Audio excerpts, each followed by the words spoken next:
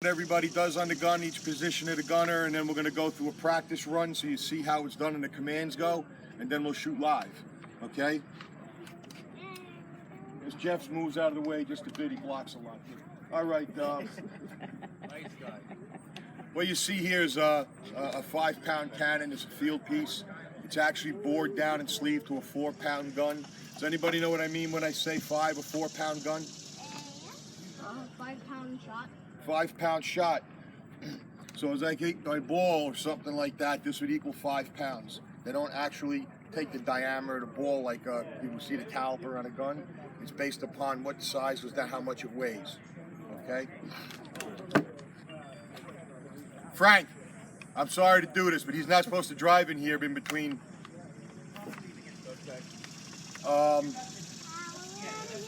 Back to what I was talking about, 5-pound gun. These guns came over on ships. They were first on naval carriages. You've seen a naval carriage, they're smaller wooden carriages with small wheels. I'm sure you've seen them in movies. Once I got off them small carriages, they would transfer them over to a field carriage and be able to use them more in field battles or off embankments or embattlements, okay? This type of gun was very light to move at the time, more of a mobile artillery. 4 or 5 pounds is a nice size to move. They went up to 12 pounders, 18 pounders, 22, 24 pounders, longer tubes, probably up to 6, 8 feet long. This type of gun, that's about the highest it'll shoot. It doesn't have much of a trajectory, okay? It was more for distance. Unlike a mortar, where a mortar would lob a ball in. When a mortar would lob a ball, it would be an explosive round. You would see something like this. Okay, it's a hollow ball that would have a fuse in it. A lot of the times, historically, would take this fuse and wrap it under for a mortar, and when the shot went off, the fire from the shot would actually start burning the fuse. Kind of timed it. Hopefully it went off when they wanted it to. Sometimes they go off in midair. Not an exact science, but they got it down pretty good. The French were pretty good at it. As you would have seen in Civil War movies, this type of gun did not shoot an explosive round. All right? Not at this time. Later on, towards the Civil War, they came up with explosive rounds for this type of gun. This type of gun was made to cause damage. All right? Sure, on the ocean, or, on the sea, or maybe at a fort, or you're shooting at a fort, you'd see a solid ball just to break apart. Cause a lot of damage, a lot of trauma to the side of a boat or the hull of a boat. What's the quickest way to slow down a boat? A ship, a sailing masted ship. What's the quickest way? Put a hole in. Sail. The sails, great. So with that being said, they used to use something like this, okay, as a split shot, bar shot. As this shot would come out of the gun, it would spin. Start taking out the riggings, some of the sails. Once you would do that, you'd slow down the movement of the boat. The other thing would have been something like this. The same premise as that bar shot, they call this expanding bar shot. As this came out of the gun, it would get longer, and this would spin like a propeller even bigger to take out more, and cause more damage to the riggings. And my favorite is really the bolo shot, okay? 2 balls on the end of a chain, and this could cause a real lot of damage. Against oncoming troops, this is actually pretty cool too. This would spin and just take out a lot of oncoming foot soldiers, okay? But what they really would use, and I don't have one of the other ones, but this is what they call grape shot. Okay, smooth bore gun, there's no rifling, it's a huge shotgun. So as you were in the field like this, you have a battery of 6 to 8 guns, and you were being brought down upon by a militia or royal foot soldiers, we'd use something like this. 9 to 12 balls wrapped up around a wooden dowel, tied tight down the barrels like a big shotgun. The only other thing more devastating than this is when they made canister shot. I don't have one today. A piece of tin filled with 3/4 inch balls. giant shotgun shell. Before I continue on, anybody have any questions? Which way does that go in? This here, Yeah.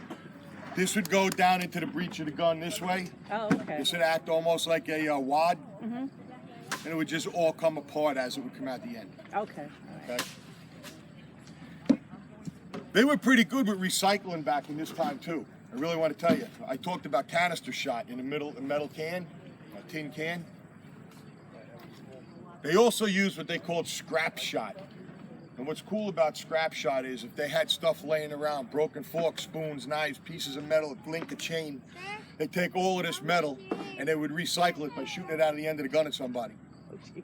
All right? So nothing went to waste. Broken glass, it could have been anything. And one way or the other, they were using them. So, like, if they found a piece of glass, they would put it on an end of the spoon and then shoot it at somebody. Yes. Pretty cool, right? I think so. Not today, though. People don't think that's pretty cool, but back then it was good. Any other questions before I continue? Okay. So today, what we're going to do is I'm going to just go through the procedure on how to shoot the gun. The first time we go through the procedure, it's going to be for practice. We have young Bobby over here. He's going to be on a crew today shooting the gun for us, so we got to make sure he's up to the task to be one of the gunners. Once he's on the crew for life. The best thing about Bobby is he's the youngest guy in the crew. So if we were to charge the gun and it didn't go off for some reason, he would be in charge of trying to fish out the explosive charge so we can do it again. And if anything happened to him, he was expendable because he was young. These guys are more experienced, and I need them more than I do the little guys. So as time goes by and they get experienced on the gun, then he gets his worth a lot more. But you know, we can get a kid anywhere. All right? But where do the bullets go? Right now, probably right across the lake over there. Hopefully nobody's over there. We'll check it out. On the right side of the gun is Brian. He has a tool. On one side is a mop, the other side is the ram. The ram is used to put the charge down and pack it tight to the back of the breech. The mop is used to clean the bore out in between shots to make sure there's nothing burning in the gun. If we do have anything burning in the breech of the gun and we put another charge down in there, as he's packing that charge down, that ramrod, maybe his arms are across the lake. Today, for a cause and effect, I'm shooting 5 ounces, so it's pretty loud. Dave, on the other hand, he has what we call a worm. The worm is used to search the bore for any debris from the shot before. If there's debris down in that barrel and we put the next charge in there and we can't prime the shot, that's where Bobby comes in. Now we got to get him in there to try to get it out as we stand over there. Right, Bob?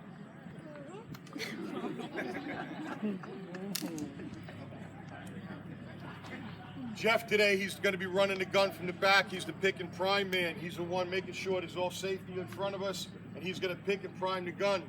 He usually call a pick. That goes down through the touch hole, puts a hole in the charge to where he's going to slide in the quill. The quill is the fuse. It's charged with powder, and that's how we set off the gun. Today, Bobby's going to be our linstock man, and he's going to be taking the commands to shoot the gun.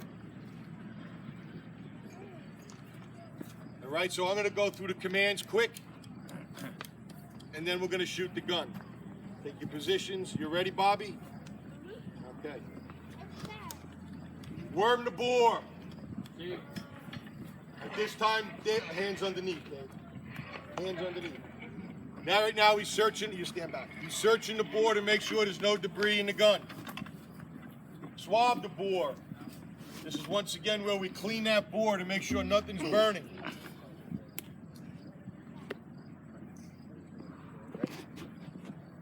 Handle cartridge. Dennis handles the cartridge, puts it in that bag, waiting for the command to bring it forward.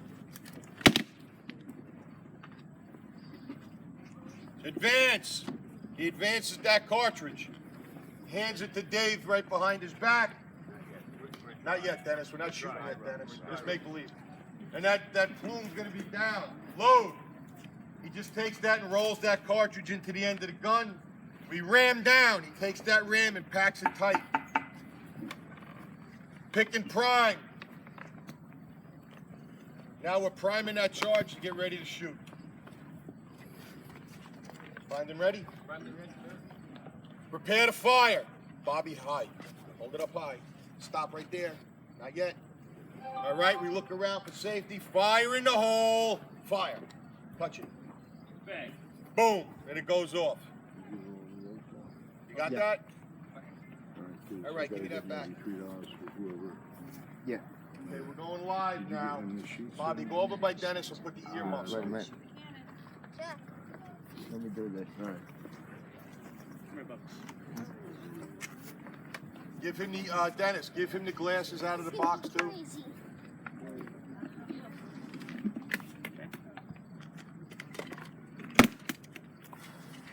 Hopefully all of that fits with that hat on. He's wearing my hat and my sword. Now, as we do this, if anybody wants to come up and take any pictures or ask us any questions around the gun, just wait till we clean and safe the gun, and then it'll be open for any questions you want. All yours up high. See where the safety is. Look at me. Keep it right up here, Bernie. Ready? Stay back here. Sword up. There we go. Okay. Ready? Worm the bore!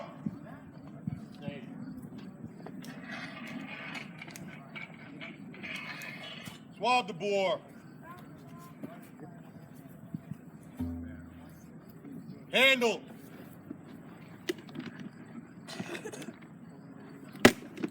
Advance. Upside down. Upside down. Load. Ram. Pick and prime.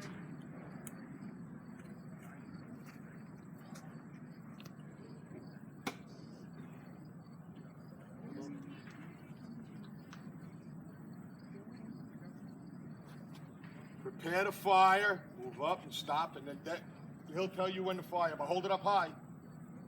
Tell him when. Fire.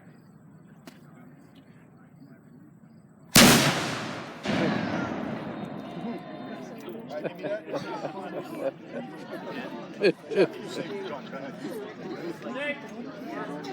Ice cold water.